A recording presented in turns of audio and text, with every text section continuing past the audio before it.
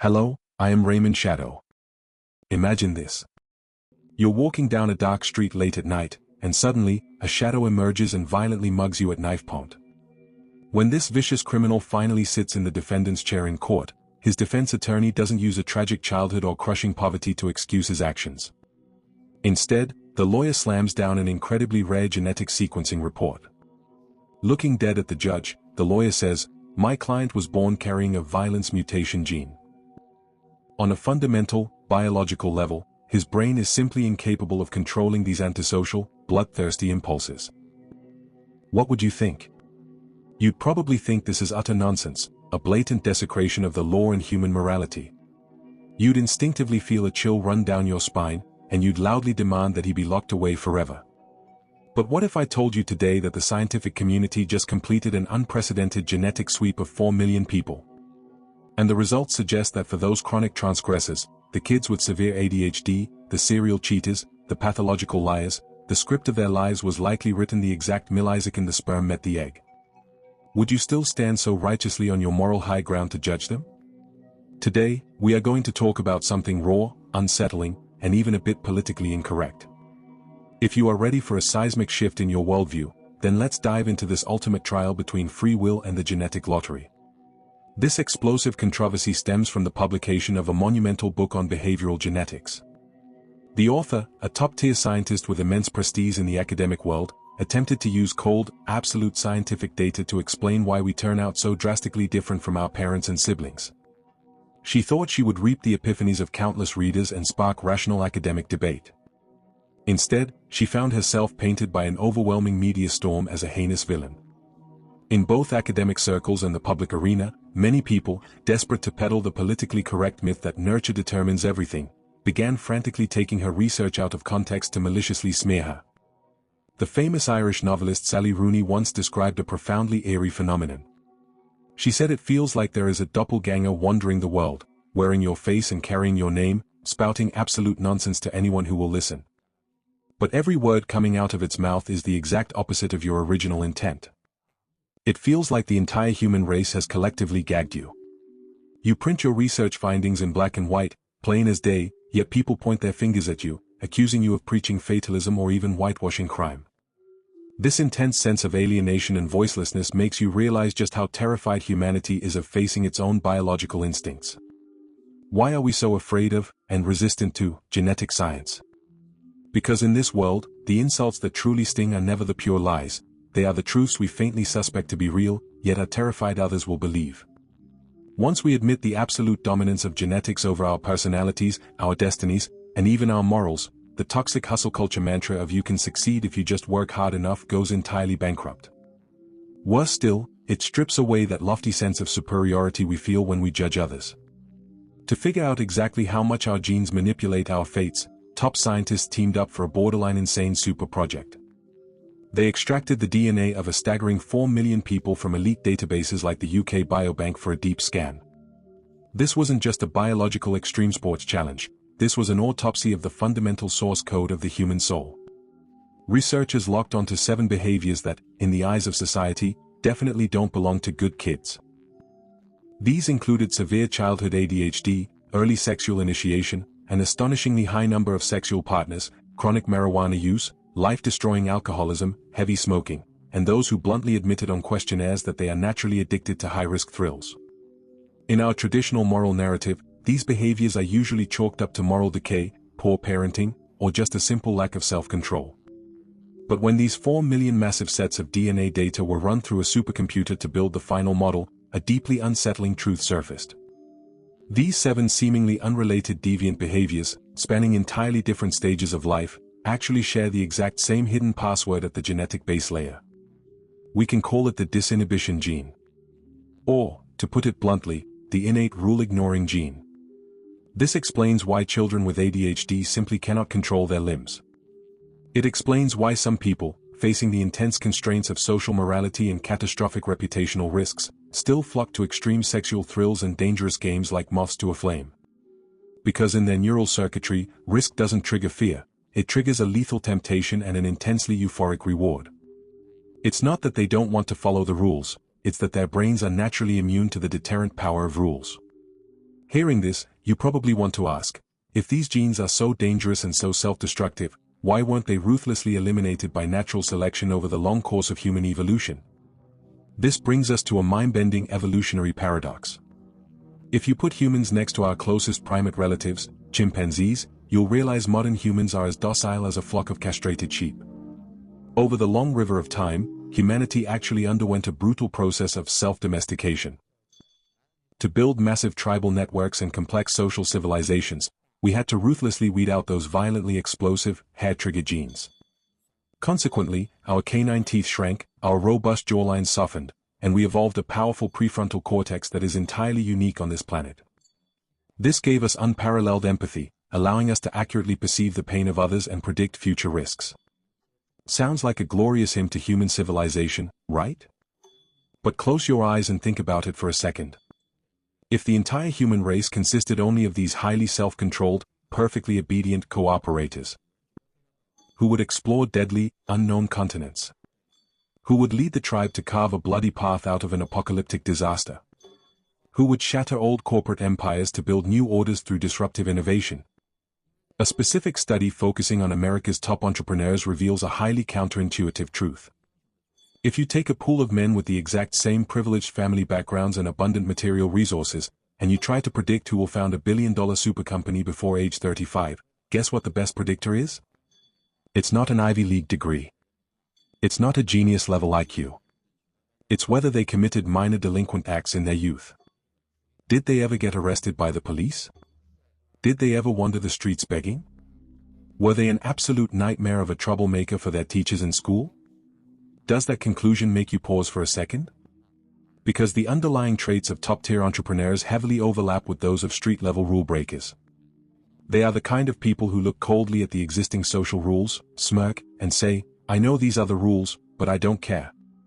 I'm playing this game my way." This means that human society, this massive spaceship sailing through the cosmos, requires a vast number of domesticated cooperators as ballast to maintain ecological stability. But simultaneously, it absolutely cannot afford to lose the outlaws who are willing to bet all their chips on black. Because it is exactly these mutants with rebel genes who repeatedly smash their skulls against the boundaries of human civilization to expand it. The profound and cruel nature of genetics is that there is never absolute good or evil, only frantic testing and random recombination across different environments. Take schizophrenia, a terrifying psychiatric disaster where patients plunge into an abyss of hallucinations, hearing voices that aren't there and completely losing their grip on reality. Yet, upon deeper investigation, scientists discovered a shocking fact. If you carry a massive load of genetic variants linked to schizophrenia, but you are incredibly lucky enough not to develop the illness, congratulations. You are highly likely to become a brilliant artist, a genius engineer, or a top-tier musician. This isn't some romanticized movie trope, this is hard, genomic evidence. It is precisely because these seemingly catastrophic disease genes are simultaneously tethered to humanity's ultimate creativity that they have stubbornly survived in the human gene pool. This is why those manic geniuses always seem so dangerously captivating. When you look at the mesmerizing paintings, mind-blowing music, and wildly unorthodox lifestyles of art masters, rock stars, or Silicon Valley madmen, it almost gives you a cold sweat. If you added just 5% more manic mutation to their genomes, or gave them a slightly more tragic childhood, they wouldn't be standing under the spotlight soaking up the roar of the crowd. They'd be wearing a hospital gown, wandering aimlessly down the hallway of a psychiatric ward. This is the cold, random allocation of the genetic lottery's dice.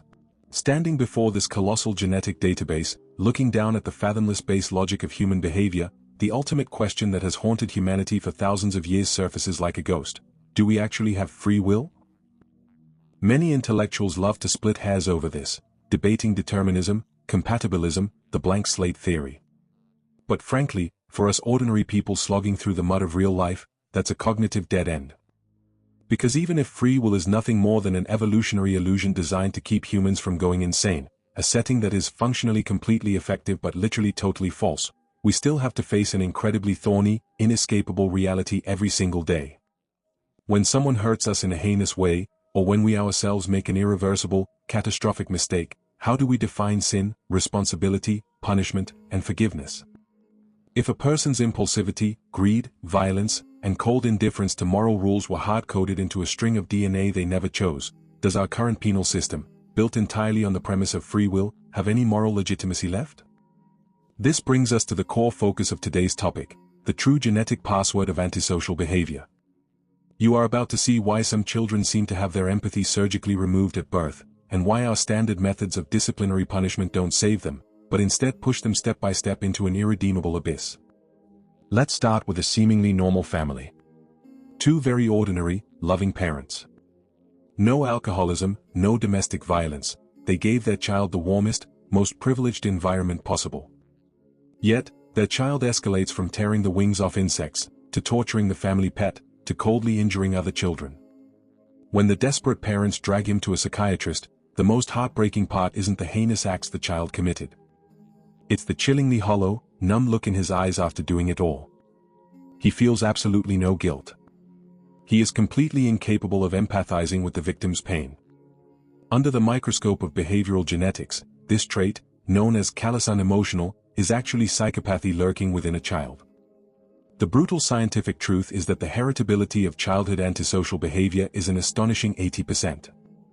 That number is almost on par with severe mental illnesses like schizophrenia.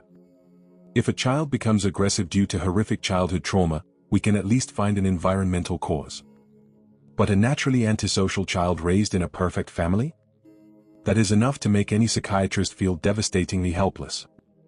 Because while we have medications to manage the symptoms of depression or bipolar disorder, the scientific community's effective interventions for these innately antisocial children are practically zero. Whenever a normal adult tries to interact with a child lacking empathy, our bodies instinctively sound the alarm. Many describe it as walking into a bottomless cave, so dark and deep it terrifies you. This is humanity's ultimate defense mechanism, hardwired into our DNA over millions of years of evolution. It is screaming at you that this creature, disguised as a human infant, is missing the most critical puzzle piece required for human cooperation, the ability to perceive the pain of others. Faced with this deep biological distrust, an adult's first reaction is usually strict control and defense. Psychologists ran an experiment where they had these conduct-disordered children interact with completely oblivious strangers. In just a few minutes, even the most loving strangers rapidly withdrew all warmth and patience, becoming irritable, coercive, and deeply hostile toward the child. This proves that some faint signal emitting from these children instantly awakens our deepest, most primal fears and rejection. And when we feel afraid and untrusting, our weapon of choice is punishment, confiscating their favorite toys, stripping them of playdates, verbal threats, or physical discipline. Parents naively believe that if the punishment hurts enough, the child will learn to follow the rules. But here lies the paradox: this ever-escalating, harsh punishment doesn't work. Instead, it acts like a gas pedal, accelerating the antisocial child's plunge into the abyss. One of the best predictors of whether a troubled kid will eventually evolve into a serial killer or a violent felon is the severity of the punishment they receive from adults growing up. Why does this happen? Let's look at a classic animal experiment. Researchers placed rats in a device where pressing a lever dispensed alcohol. Once the rats were addicted, they suddenly changed the rules. Pressing the lever no longer dropped alcohol, but delivered a strong electric shock. The vast majority of rats stopped the self-destructive behavior immediately because their brains learned to avoid pain. But a tiny minority of mutant rats didn't stop. They pressed the electrified lever more frantically and frequently. Their brains were incredibly numb to punishment, yet hyperfixated on the potential reward. Antisocial children suffer from this exact, terrifying learning disability regarding negative consequences. When parents find that a timeout doesn't work, they strip away privileges. When that fails, it escalates to angry shouting and hitting. But because these children cannot learn from punishment, this escalating violence serves only one purpose: it ruthlessly severs their last, fragile emotional connection to the world. The cornerstone of human society is our desire to bond with others. When we use the harshest punishments to strip a child of all yearning for intimacy, we personally destroy the only chance to pull them back onto the right path. It forms a horrific death loop. Antisocial children use their innate coldness to trigger the absolute worst in adults, and the adult's cruelty subsequently strangles the child's last hope of recovery. So when we look at adult criminals wreaking havoc on the streets, we shouldn't just ask why they turned out this way. We need to ask what role our current disciplinary systems played in fueling the fire during their long, dark neurological development. At this point, many male viewers might feel this is a bit unfair. Are these antisocial genes exclusively targeting men? Actually, the vast majority of genetic mutations have similar expression tendencies in both men and women. The same risk gene might make a man start a gang fight, while making a woman display extreme relational aggression or substance abuse. But as modern genomics shines its spotlight on human sex chromosomes, a deeply hidden genetic blind box has been opened. This brings us to incredibly rare X chromosome mutations. We all know humans have 23 pairs of chromosomes, and one pair determines our sex. Women are XX, and men are XY. This means women naturally possess a powerful biological bulletproof vest. If one of their X chromosomes carries a dangerous mutated gene, the other healthy X chromosome immediately steps up, aggressively compensating to drag that mutation back to a normal baseline. But men? Men only have one lonely X chromosome. If that single line of defense falls, they bear the devastating impact of the mutation with zero buffer. In the 1990s, a famous case emerged involving a criminal family in the Netherlands. All the men in this family seemed to be under an ancient, bloodthirsty curse. One brutally raped a relative, another committed severe arson, another impaled his boss with a pitchfork over a trivial argument. Yet, bizarrely, all the women in the family were completely normal, even gentle. Watching their sons and brothers commit one atrocity after another, the mothers and sisters were left in despair and confusion. When scientists intervened, they uncovered a world-shocking truth. These men carried a rare genetic mutation on their X chromosome known as MAOA. MAOA is essentially an enzyme. Think of it as a hard-working Pac-Man inside the synapses of your brain's neurons. Its job is to quickly sweep up leftover neurotransmitters like dopamine and serotonin after neurons communicate. But in the brains of these men, the mutated gene caused the Pac-Man to go completely on strike. The result? Their brains were permanently flooded by a lethal neurotransmitter storm. At the slightest external provocation, these overloaded chemicals instantly obliterated the rational defenses of their prefrontal cortex, causing them to erupt in wildly uncontrollable violence. This case is pivotal because it shreds the illusion of our moral filter. We proudly assume morality is a high-level spiritual product unique to humans, a sacred badge earned through discipline and soul-searching. But the tragedy of this Dutch family tells us nakedly that human morality and self-control are fragile biological functions. Change a single letter in the vast ocean of the genome, stop one invisible enzyme from working, and a person who should have lived a normal life instantly devolves into an uncontrollable monster. The most chilling part? When these men stood trial in Dutch courts, nobody thought genetics was the culprit. They weren't deemed criminally insane, nor did they receive any mercy based on their biological defects. Behaviorally, they looked exactly like ordinary, cold-blooded criminals. If scientists hadn't accidentally traced their obvious family pedigree, no one would have ever known they were born missing the biological defense line called morality. This poses an icy interrogation. In our massive, complex modern society, within the criminal justice systems running every day, how many people, shunned as born bad and living on the fringes of violence, are actually trapped in neurobiological blind spots we haven't discovered yet? When our proud moral foundations can be easily obliterated by a few lines of genetic code, what right do we have to act as high and mighty moral judges over others? And since so much sin and depravity stems from the ruthless curse of heredity, how do we find even a shred of legitimacy for our current systems of punishment? We must thoroughly separate the concepts of accountability and punishment. Holding someone accountable is about maintaining social rules and protecting the innocent from harm. But punishment? Punishment is deliberately inflicting suffering on another human being simply to satisfy the thrill of revenge. Next, we are going to dive straight into the darkest corners of the human soul to see exactly how revenge makes our brains climax. When we talk about punishment, we love to drape ourselves in the cloak of justice. We say it's about righteous retribution, about upholding the public good.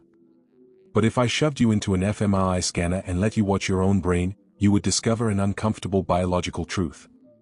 When you watch a screen showing a bad guy who broke the rules suffering excruciating pain, the ventral striatum deep inside your brain starts wildly pumping out dopamine. What does that feel like? It is the exact same neurochemical climax you experience when you take a bite of a sugary cake or win big at the casino. What was this dopamine reward system originally designed for over our long evolutionary history? It was built to drive us to eat, drink, and reproduce. Because those physiological instincts are the absolute necessities for keeping the human species alive on this brutal planet. And now, this core survival mechanism is inextricably hardwired to the act of watching others suffer. This means that, on a biological level, the pleasure humans derive from seeing bad people tortured is as deeply embedded in our DNA as eating and drinking. Psychologists conducted a mind-blowing experiment with children that proves this flawlessly. 3-year-olds generally don't understand revenge. But by age 5, these seemingly innocent human toddlers display a shocking, bloodthirsty instinct. They are willing to pay a steep price, handing over their most cherished stickers, just to buy the opportunity to watch a bad puppet that stole a ball get beaten with a stick. By adulthood, this brutal instinct doesn't weaken, it evolves into a more covert, collective carnival. In economic game theory experiments, people will readily fork over real, hard-earned cash just to severely punish selfish free-riders in their group. Humans are perfectly willing to take a loss themselves if it means making rule-breaking traitors pay a heavy price. But once this evolutionary high spirals out of control, it easily turns into a social catastrophe. It perfectly explains why, in history's most horrific genocides and systematic massacres, the perpetrators rarely felt guilt when raising the butcher's knife. Instead, they were filled with a sacred fanaticism. Before striking, they verbally dehumanized their victims. They call them rats, pests, traitors who ruin the global order. The moment you successfully classify another human being as a non-human contract breaker, the empathy switch in your brain is violently cut off. What takes its place is a tidal wave of dopamine fueled by punishing the wicked. In this hypocritical process, we also craftily invented the moral illusion of a zero-sum game. Look at the recent scandal surrounding Epstein's Island list that detonated global media. When the names of disgraced fashion moguls and Middle Eastern elites were exposed, the internet instantly erupted into a collective frenzy resembling a medieval witch trial. The irony? Superbillionaires like Zuckerberg or Bezos, whose names weren't on the list, were overnight elevated by the internet to absolute moral paragons. Was it because they did something to save the world yesterday? No, they did absolutely nothing. It was simply because someone else fell into the mud. Why are we so addicted to kicking people when they are down? Because subconsciously, we view the total amount of morality in the world as a fixed asset. When a high-status figure collapses due to moral decay, the massive moral capital they lose seemingly transfers instantly to us, the bystanders. In this virtual courtroom, we have even evolved a covert form of hypocritical expression. Evolutionary psychology calls it the poor dear effect. At a social gathering, a girl might look incredibly concerned and say, "I am so worried about Jenny, she's been sleeping around with so many different guys lately." It sounds like noble, pro-social concern. But the hidden subtext is, I would never be that promiscuous. By expressing fake concern and condemnation for transgressors, we cleverly hoist our own moral pedestal atop the ruins of someone else's reputation.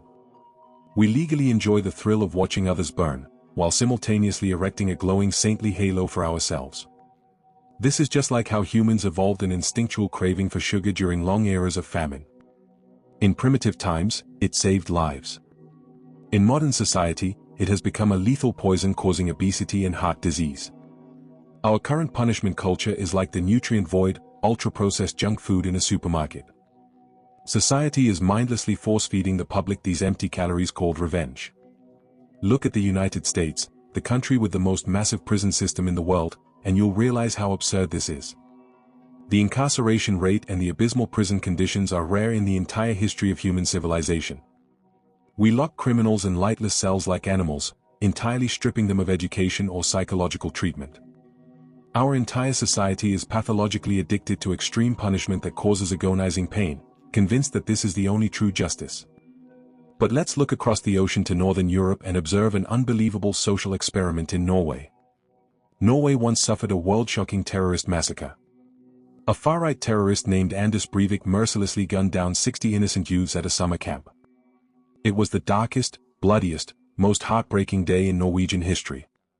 In America, this man would absolutely be given multiple death sentences, or hundreds of years in a supermax prison to be tortured until his last breath. But do you know what the Norwegian court, bearing immense national grief, ultimately handed down? They sentenced him only to Norway's maximum legal penalty, 21 years. And the maximum security prison he was sent to looks to many Americans like a luxury boutique hotel in London with security cameras. Private bathroom, comfortable bed, TV, even a PS5. To Americans accustomed to draconian laws, this looks incredibly weak, a cruel secondary desecration of the victims. When a TV host first heard about this case, he broke down on camera. He furiously demanded, "For a demon who shot 60 children, is there even a shred of humanity left in him worth respecting? If we don't skin him alive and burn him, how do we face those 120 utterly broken parents? If we don't inflict maximum agony, how do we send the sternest warning to society?" The host's rage, practically spilling through the screen, represents the primal justice held by the vast majority of us. Subconsciously, we stubbornly believe we must reflect maximum pain back onto the abuser to prove the victim's lives had value, and to prove we care about our fellow citizens. If we let him off easily, we are ruthlessly trampling on the dead. But the foundational logic of Norwegian society offers a fiercely difficult, higher-dimensional perspective for humanity. Throughout that long, agonizing trial, Norway absolutely erupted in extreme rage and vengeance. 120 parents wept in despair in the courtroom. But ultimately, they made an agonizingly difficult, almost superhuman decision. They chose to face an uncomfortable but unavoidable fact: he was still a Norwegian. He was still a deeply gangrenous, but inseparable, part of their human society. The Norwegians asked themselves, if, for the sake of this absolute monster, we completely unleash our most primal, brutal instincts for revenge. If we let fury sweep us away and lock him in a dungeon like an animal to invent new ways to torture him every day, won't that violent process eventually corrode the very civilizational baseline we worked so hard to build? Won't it drag our proud welfare society down into the same cold-blooded, empathy-lacking psychopathic frenzy as the killer? They fought an agonizing battle to separate the containment of risk, to protect the public, from cruel punishment, to vent anger. If, in 21 years, experts evaluate him and deem him still dangerous, they will extend his sentence and isolate him indefinitely. But they refuse to let the state apparatus use the pure manufacturing of pain as a means of legal revenge. This isn't about whitewashing criminals or asking everyone to be an all-forgiving saint. This is a probe into the very lifeblood of modern society. When we face those who commit heinous crimes, is our penal system designed to repair social rifts and prevent reoffending? Or is it merely to satisfy the public's bloodthirsty, dopamine-fueled high? Evidence shows that draconian laws are remarkably ineffective at preventing violent crime, and often backfire completely. As empathetic human beings, if our children or loved ones were harmed, we would instantly turn into enraged beasts, wanting to tear the perpetrator apart with our bare hands. That primal protective instinct is absolutely real and utterly justified. But as a mature, modern civilization, if the law is nothing more than the official amplifier for our vengeance, how is it fundamentally any different from the savage blood feuds of primitive tribes? Here, we must introduce a soul-crushing interrogation. When a person draws the absolute worst cards in the genetic lottery, and grows up in a bottom-tier environment defined by abuse and violence, exactly how much of his sin belongs to the independent will of his free choice? And how much belongs to a cruel destiny he never had the power to resist? This isn't an ivory tower philosophical debate. This is a brutal reality playing out every day in high-security prisons.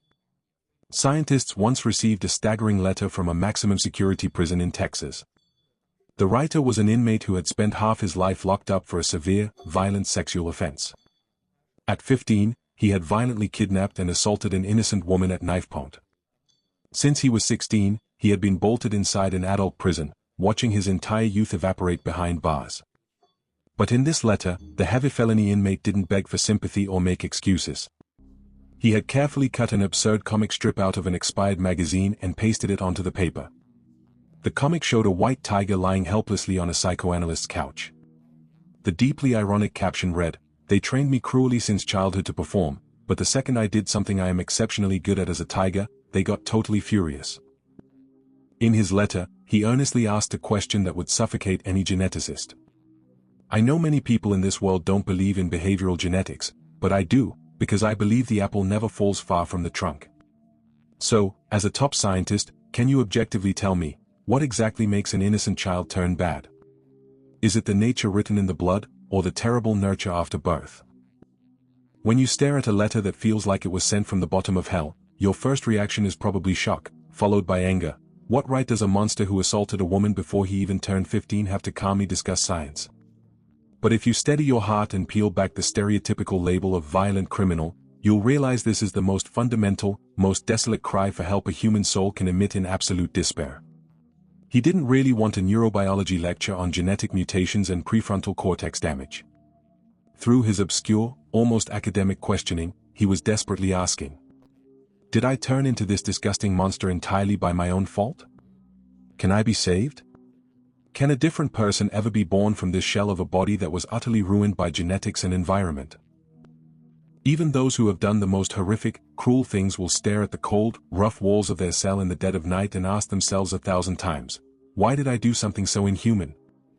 Only when we try to strip these supposedly obvious bad guys down to damaged biological organisms suffering severe genetic defects, does our absolute confidence in harsh punishment and moral fanaticism begin to truly waver. But this is still not the whole picture of determinism.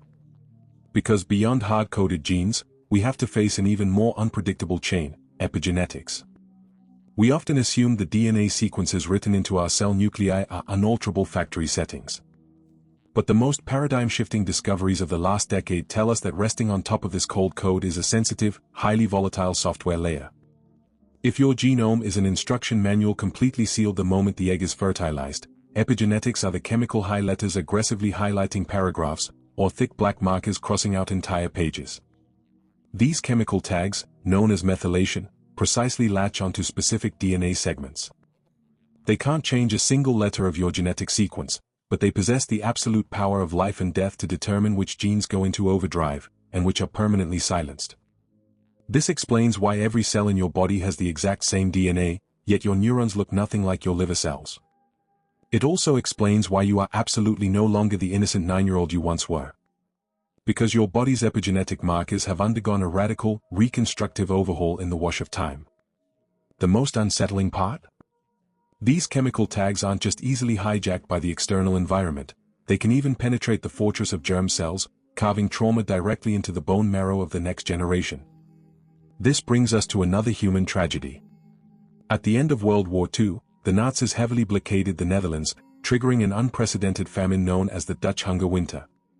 Countless pregnant Dutch mothers froze and starved in despair. This man-made hellscape inadvertently provided scientists with a cruel, natural control group. Some mothers faced the famine in early pregnancy, some in late pregnancy, and some narrowly missed it. Decades later, when scientists tracked down the babies gestated during that famine, they found spine-chilling results. The children who spent their critical developmental window inside the starved, terrified wombs of their mothers didn't just grow up to suffer severe obesity and cardiovascular diseases. They exhibited intensely elevated antisocial behavior and aggression. Even more terrifying, this epigenetic curse of starvation and terror passed like a stubborn ghost onto the next generation, the grandchildren of those mothers. This proves that environmental deprivation isn't just about missing a meal today. It transforms into chemical ghosts that brand themselves onto the deepest core of an embryo's genetic material. Studying transgenerational epigenetics in humans is incredibly difficult and controversial. But if we narrow our focus to a single person's brief childhood, shocking epigenetic shifts are happening wildly, right under society's nose. Scientists conducted an unconditional cash transfer experiment. They gave $300 a month to single mothers at the very bottom of poverty. A few years later, they extracted saliva samples from the 6-year-olds who grew up in this slightly more financially comfortable environment. The result? The improved nutrition and the cliff drop reduction in maternal stress bought by a mere $300 miraculously altered the epigenetic markers related to brain development and the immune system. Because the first 10 years of life are the absolute, irreversible peak of human epigenetic plasticity.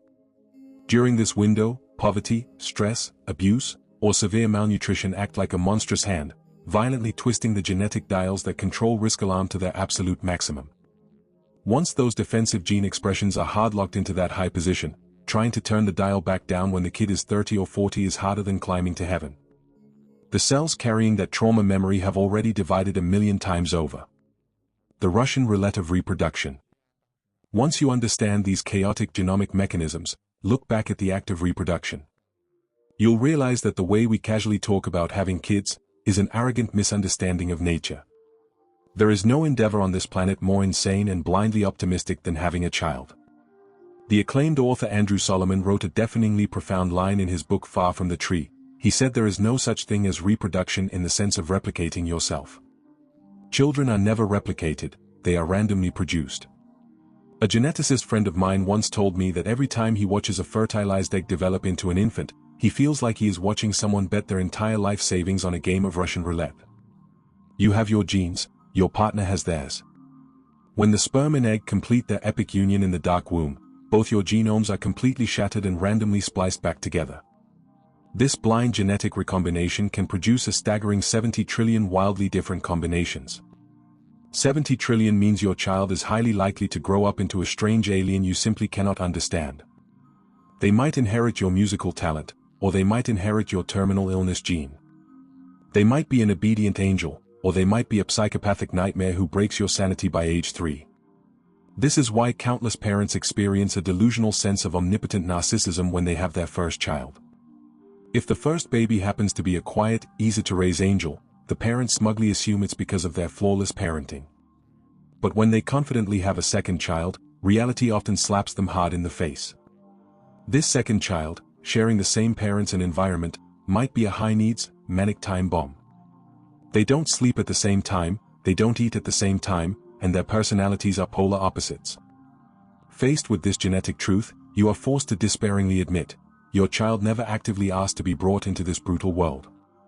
They were forcefully thrown into this volatile dimension of consciousness by a blind biological frenzy, swaddled by a nurse, and shoved into your arms.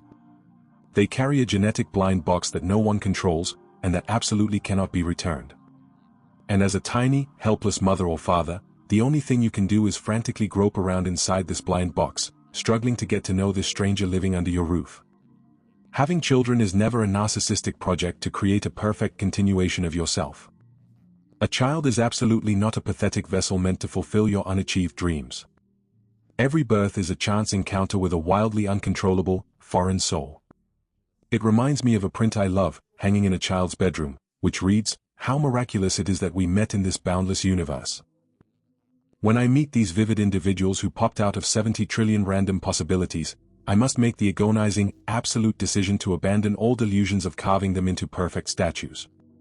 Because in this torrent of genetic uncertainty, the only thing we can do is calmly accept their raw, authentic selves. But lured by the arrogance of modern technology, many are no longer satisfied with passively accepting the roll of the dice. They want to use precision scientific scalpels to end this long game of genetic gotcha. This is the booming, yet spine-chilling, technology of IVF embryo screening.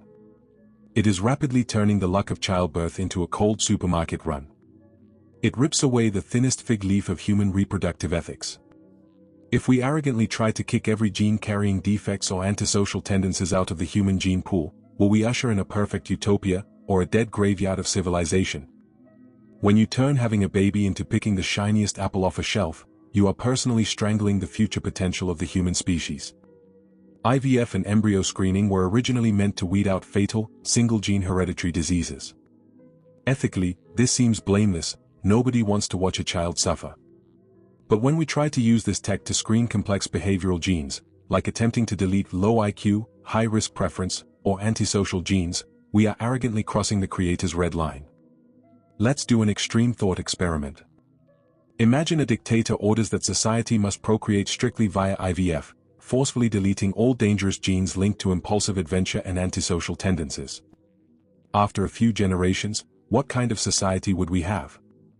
We would have a utopia made entirely of perfectly submissive corporate drones. Nobody commits crimes, nobody causes trouble, everyone sits quietly in their cubicles taking orders. But in that world, there would absolutely be no disruptive innovation. There would be no explorers willing to cross deadly oceans, and no geniuses capable of pushing humanity past its limits. The titan of sociology, Emil Durkheim, made a deafening point: a certain degree of crime and deviance is absolutely necessary for any society. Without the mutants willing to brutally shatter the norm, the stagnant pool of human society could never achieve earth-shattering evolution. This means if we chase absolute safety and control by cleansing the gene pool of inferior traits, we are unwittingly severing the evolutionary path of human civilization. And this pathological pursuit of absolute order and high discipline is currently, brutally strangling a massive demographic: young men born with higher concentrations of primal aggression and impulsive genes. In a modern civilization that increasingly demands everyone be docile, quiet, and emotionally stable, the innate expansiveness and adventuring instincts of men have been slapped with a contraband label. Look closely at our education system. It is practically an anti-human design.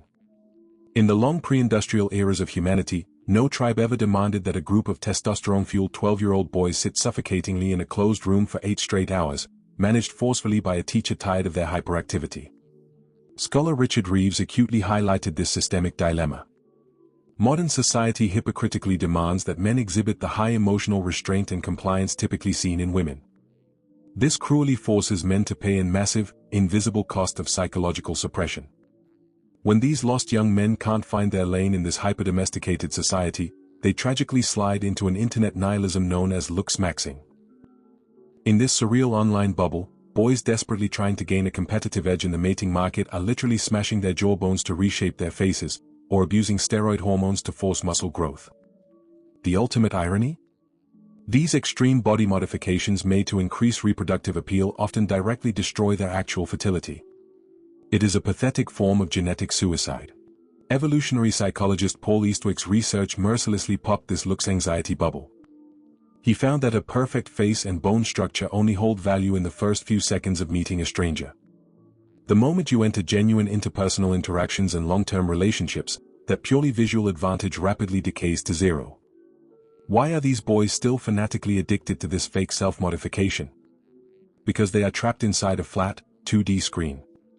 In an age of loneliness where even college students complain they've never been to a real-life party, when all human interaction is coldly compressed into a swipeable photo on an app, demonstrating real survival skills and responsibility has entirely lost its market.